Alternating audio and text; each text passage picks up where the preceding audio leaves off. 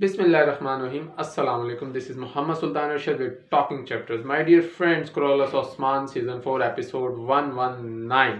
जी episode 119 का दूसरा trailer बड़े ही शानदार तरीके से आ चुका है। सबसे पहले तो आप सबके लिए खुशखबरी है। जी खुशखबरी क्या है?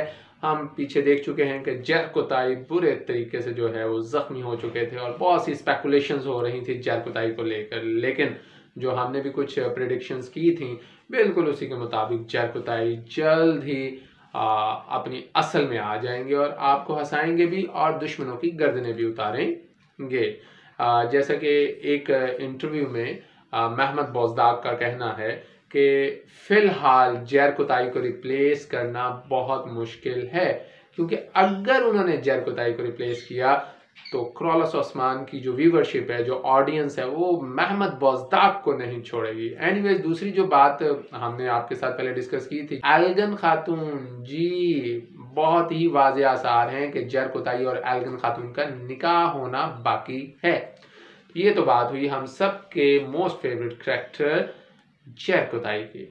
अब ट्रेलर के बाकी हिस्सों की तरफ चलते हैं। ट्रेलर में दिखाया गया है कि बेंगे खातून और ओस्मान बे की मुलाकात होती है, लेकिन यहाँ पे जो बेंगे खातून गुफ्तगू करती हैं वो थोड़े से सख्त लहजे में हमें गुफ्तगू करती हुई नजर आती हैं। दरअसल बेंगे खातून को एतराज़ है नाइमान के उस प्रपोजल पे जो नाइमान ने ओस्मान बे को दिया है। जी आप सब जानते हैं कि नाइमान ओस्मान बे को अपनी फौज का कमांडर बनाना चाहते हैं, तो वो बड़ी सख्ती से पूछती है क्या आप नाइमान से बदला नहीं लेंगे। तो यहाँ पर ओस्मान बे समझाते हैं कि ऐसा कुछ नहीं होने जा रहा। एनीवेज, इसी ट्रेलर के दूसरे हिस्से में हमें बेंगे खातून जो है इस्फहान सुल्ताना से मिलते हुए भी नजर आती है। सुल्ताना जो कि बहुत परेशान है ओस्मान बे की पे दर पे कामयाबियों को देखकर, खासतौर पे एनागोल फतह होने के बाद तो सुल्ताना अपने होशो हवास में नहीं है। यहाँ पे सुल्ताना चाहती है कि वो बेंगे खातून को इस्तेमाल करे। आखिर क्यों बेंगे खातून इस्तेमाल होंगी? अगर आपको याद हो कि बेंगे खातून का जो भाई है बाल्तोर, जिसको ओस्मान बे ने सरहदी इलाकों की हिफाजत के लिए भेजा था, वो शहीद हो चुके हैं और बेंगे खातून इस चीज़ को अपने दिल में लिए बैठी और वो सख्त कार्रवाइयाँ करना चाहती है ओस्मान बे के खिलाफ। उसका ख्याल है कि शायद उसके भाई की जो शहादत है, उसके भाई की जो मौत है, उसके जिम्मेदार किसी हद तक ओस्मान बे भी हैं। तो यहाँ पर सुल्ताना चाल पे चाल खेल रही है, लेकिन दूसरी तरफ सुल्ताना का वो जिसे पंजाबी में कहते हैं ना मक्खू ठपने वाला मामला आ चुका है। जी हुआ क्या है, सुल्तान के पास, सुल्तान अलाउद्दीन के पास जो कमांडर है, असल में जो वजीर है, वो नाइमान का जासूस है और वो नाइमान को आगे बताता है सुल्ताना की कारस्तानी और नाइमान फौरी तौर पे सऊद जाते हैं और नाइमान सऊद में सुल्ताना से मुलाकात करते हैं और वो कहता है कि किसी तौर तुम ओस्मान बे को इस्तेमाल नहीं करोगी, ओस्मान बे के साथ कोई चाल नहीं चलोगी जब तक ओस्मान बे मेरी चाल में नहीं आ जाते। तो यहाँ पे सुल्ताना उल्टा सवाल करती है नाइमान से कि क्या तुम्हें लगता है कि ओस्मान तुम्हारी चाल में आएगा?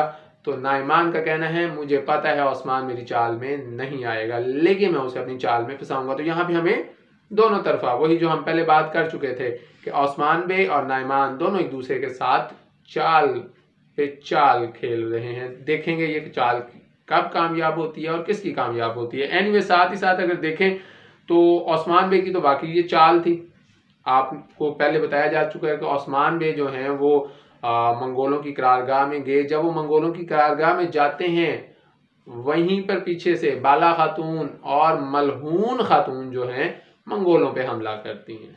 असल में सोना भी लेना है मंगोलों से, ये वही सोना है जो सुल्ताना ने नाइमान को पहुंचाया और बच्चे भी दिखाए गए हैं। जी तुर्क बच्चे भी दिखाए गए हैं जो कि मंगोलों की कैद में, उन बच्चों को भी आज़ाद करवाना है। सोने की बात करें तो जिस वक्त बाला खातून और मलहून खातून बच्चों को छुड़वाने की कोशिश कर रही होती हैं, आप देख रहे हैं कि जब वो लड़ रही हैं तो पीछे से बच्चों की गाड़ी दिखाई गई है जिसमें बच्चों को यरगमगाल बनाया गया है। वहीं पे हमें बाइंदर बे और हुसैन नजर आते हैं जो कि अकेले रह जाते हैं और वो सोने की तलाश में निकलते हैं और वो ये भी कहते हैं कि हम अकेले हैं और ये काम हम खुद करेंगे। ट्रेलर के अगर आखिरी हिस्से में देखें تو ایک دفعہ پھر کافی عرصے بعد عثمان بے کو ایک جنگل میں جاتے ہوئے دکھایا گیا ہے جہاں پہ کائی پرچم جو ہے وہ نظر آتا ہے. اس کے پیچھے دو پاسبلٹیز ہو سکتی ہیں. پہلی پاسبلٹی یہ ہے کہ کافی عرصے بعد کرولس عثمان میں ایک دفعہ پھر سفید داڑھی والوں کی انٹری ہونے والی ہے. اور ساتھ ہی ساتھ ایک بڑی پاسبلٹی ہے، اگر اس کو بڑے فریم میں دیکھا جائے تو بڑی پاسبلٹی یہ ہو سکتی ہے کہ اب عثمان بے ڈیسائیڈ کریں گے، فیصلہ کریں گے کہ وہ سلجوق ریاست اور سلجوق سلطان کے زیر اثر سے نکلیں گے اور اپنی آزاد ریاست، اپنی علیحدہ ریاست کا وہ اعلان کریں گے کائے پرچم کو بلند کر کے. اینی ویز کیا ہونے جا رہا ہے آپ بھی اپنی رائے سے مجھے آگاہ کیجیے گا کمنٹ سیکشن میں، اور جانے سے پہلے میرے چینل کو لائک، شیئر اور سبسکرائب کرنا مت بھولیے گا، اور سبسکرائب کرنے کے بعد جو بیل آئیکن ہے اس کو دبانا بھی مت بھولیے گا. اپنا بہت سا خیال رکھیے گا. انشاءاللہ جلد جو نئی پیش رفت ہے اس کے ساتھ میں آپ کے پاس حاضر ہوں گا. اللہ حافظ.